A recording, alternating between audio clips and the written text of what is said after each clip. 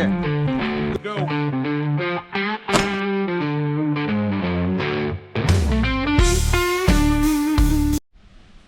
Hello and welcome to Espresso with Saul. Okay, got a treat for you today. You know, I need to go back to the beginning to explain my thought process on this though. Several months back, Roy, I, and some of the crew did a video on our packs, and then we were talking about, well, what kind of firearm are we going to have in our packs or in our vehicle? You know, I'm not one to leave a firearm in my vehicle. I have too many stops to make. I just don't like the idea of leaving a firearm in my vehicle. And my standard carry has been this P365. Don't get me wrong, I'll use plenty of other firearms, but this is the one that I typically have on me. And I was going through some thought processes on how I wanted to have a vehicle gun without leaving a firearm in the vehicle. Okay, well, what I ended up thinking was something like this. This here is the Flux Raider P365 version. So my thought process on this was, I have my P365 with me, and when the time comes, I keep the Raider, its shell, inside my vehicle. I pop the 365 in, and away we go. That's great, but I didn't do enough research into this to realize exactly what that entailed. And, well, unfortunately, one of the downsides to this particular piece of equipment is you have to take the fire control system out of your handgun and put it into this frame to actually make it work. And the other issue with my thought process was, these don't really work with the standard P365 slide. So I ended up having to buy a parts kit, essentially, that came with a slide. And so what they told me at Flux is the P365 XL slide is what works best in these. You can get the fuses to work and the X's to work, but the one that works best is the XL. So after I purchased this, I went ahead and I put this all together and realized very quickly, unfortunately, this isn't going to be my truck gun, my car gun. Not at all. It's not going to work that way. But it is very cool. You know, I had this spare P365 sitting in my gun safe because when Paul first did his video on the P365, I ran out and got one. And one of the things Paul complained about on the P365 is it didn't have a manual safety, an exterior safety of any kind. It was essentially similar to that of a Glock. It just had the trigger and that was it. Well, you know, that's neat, and I don't feel like most semi-autos need a ton of safeties or additional safeties on them, but if you're going to use it as a pocket carry, especially with a trigger as good as a lot of these P365s have, well, the fact is an exterior safety was helpful. So I thought, well, I'm just going to go ahead, take that apart, get the parts kit, and away we go.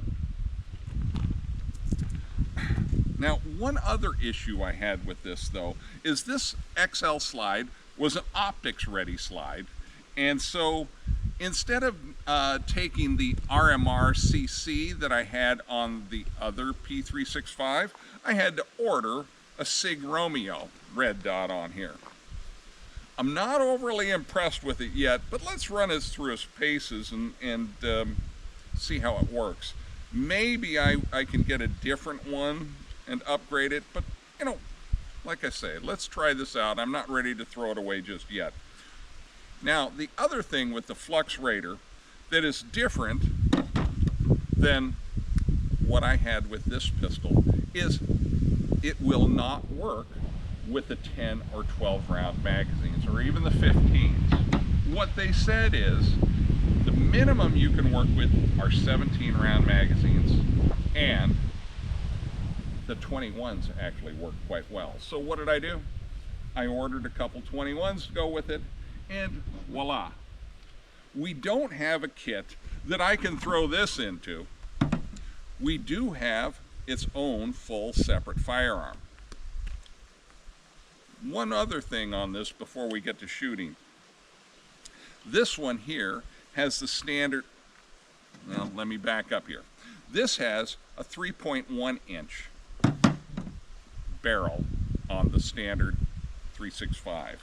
The 365 XL has a 3.7 inch barrel on it, and that's cool. That'll give you a little bit more oomph, I'm assuming, but there are these aftermarket barrels that are 6 and 6.5 inches that I'm waiting for them to catch production up so that I can actually order another one for this. And when that comes, I think we're going to go ahead at that point and break out the meat target, and we'll also break out the chronograph and see what the difference is between the 3.7 inch and the 6.5 inch barrel really are. But for now, we're going to take this over, we're going to shoot it, we're going to see how it works. But why don't you come on a little bit closer and I'll give you a closer look at this.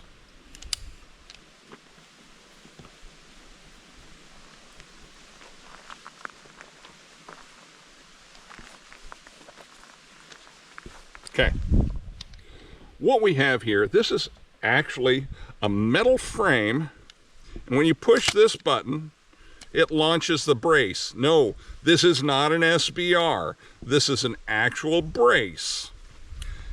I've been waiting and waiting and waiting for production of these to kick back in, because with all of the hoopla going on over lawsuits about braces and everything else, I think they were waiting to come back out with them. So we have a brace.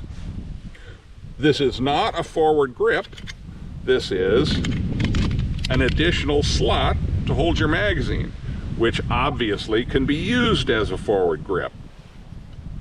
Over here is the magazine release. So you have that. And I think you can set it up to be able to drop them both, but essentially the forward magazine releases right here. And the actual magazine just kicks out like so. Okay, what else is there to show you on this? Oh, the brace release button is actually this right here. It looks kind of funky. It doesn't look like a button, and it took me a while to figure it out. There's also one other thing that I have ordered. I have a forward optic mount that sits right here. The problem I think we're going to have with that is, I think with that optic mount, it's not going to fit in my really handy holster that I have right here for it. Okay, let's take it over here. Let's run it through its paces. I have fired this, but only to sight it in. So let's run it through its paces and see how it works. Today I am going to be using my Remington green and white 115 grain full metal jackets, and I do have a few boxes of Winchester 115 grain if I happen to run out of the Remington. So we'll see you over here, and let's see how well this performs. Okay, I'm over here at the targets. Now, how am I going to use this? No, I'm not going to strap it to my arm. I'm actually going to use this the way you're not supposed to. This is why our beloved ATF had such an issue with braces. Braces were meant for handicapped people or people with injured arms to be able to to be able to attach their handgun to their arm and thus brace it so that they could shoot it more easily and more effective. Well, you know, this is a lot more stable, although, quite frankly, I sure wish the SBR laws would change, because I could really use this to be a little bit longer. But it does steady things. However, I did notice when shooting this, boy, that cycling action is right there in my face. So you do have to be careful with it. All right, let's see how it runs.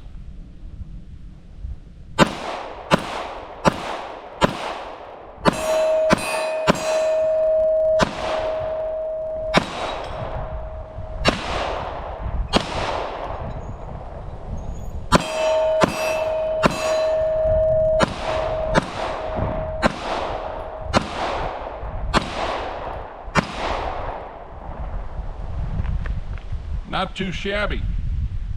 You know, seems like I can hold a group a lot better, and it also seems like I can really fire a lot quicker with a shoulder mounted system. Now, use that at your own risk. Let's try another 20 and see how it works.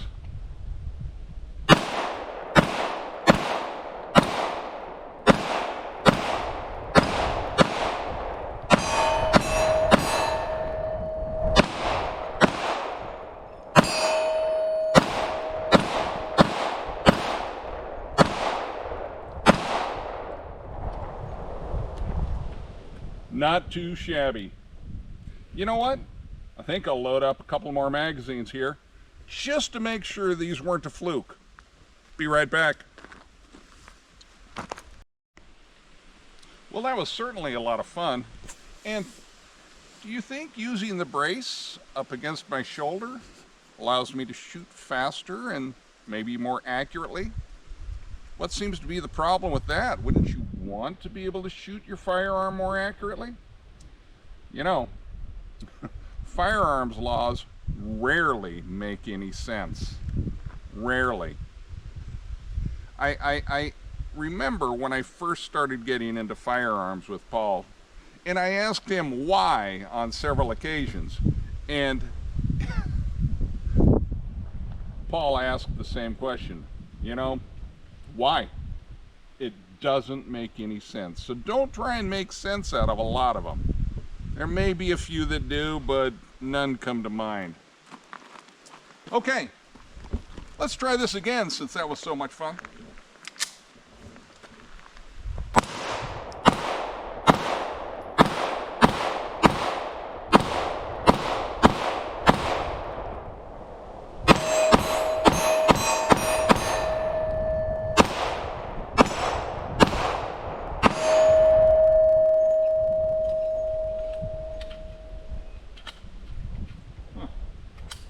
Drop that.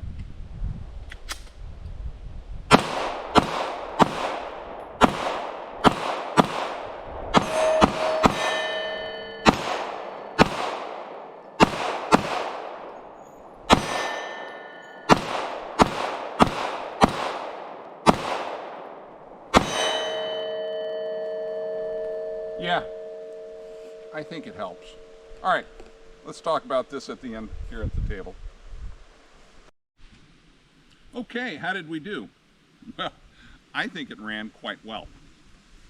One thing I do wish, and maybe we'll see that change here in the near future, is I would love to be able to use an actual stock instead of the shorter brace.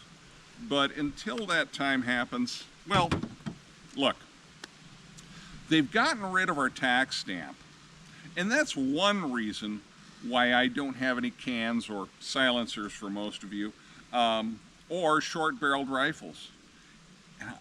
I don't want to pay the extra tax stamp, but that hasn't been the prohibiting factor. The prohibiting factor for me has always been by purchasing that stamp and attaching it to certain firearms.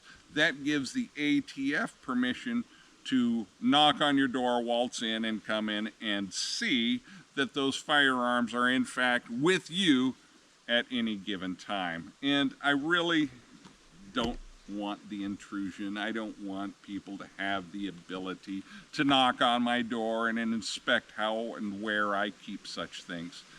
So look, if you do and you're okay with that, I'm not telling you what to do. That's just been my choice and why you're not going to see any silencers or SBRs on my channel at this point. However, with what's happening in the Supreme Court right now, I'm hearing interesting things going on. There may be an SBR ruling in our future. We'll see. We'll see. If those get thrown out, yes, I will certainly upgrade.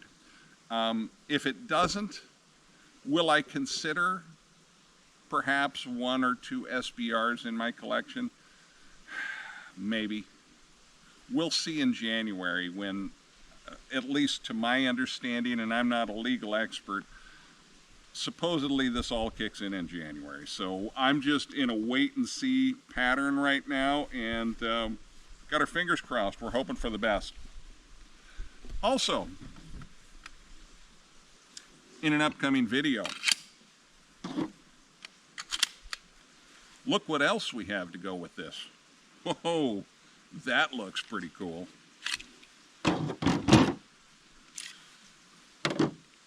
My overall opinion of the Flux Raider is this is a very quality piece of equipment, and it really does help you shoot faster with tighter groups, target acquisition, just a more stable platform. Once again, I don't understand why we can't use these. You would think you'd want people to be able to shoot better. And really, that does help people to shoot better, even though I'm rather large and lumbersome, if that's even a word.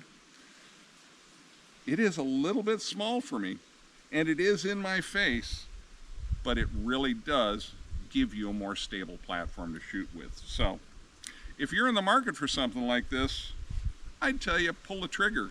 Unfortunately, you missed out on their Labor Day sale where I think they were 10 or 15% off, but I didn't get that either. I waited for them to come back out and pretty much jumped on it. So next time you're going to be able to see what I chose for my truck firearm. All right, stay tuned. Thanks for watching, and I'll see you next time on Espresso with Saul.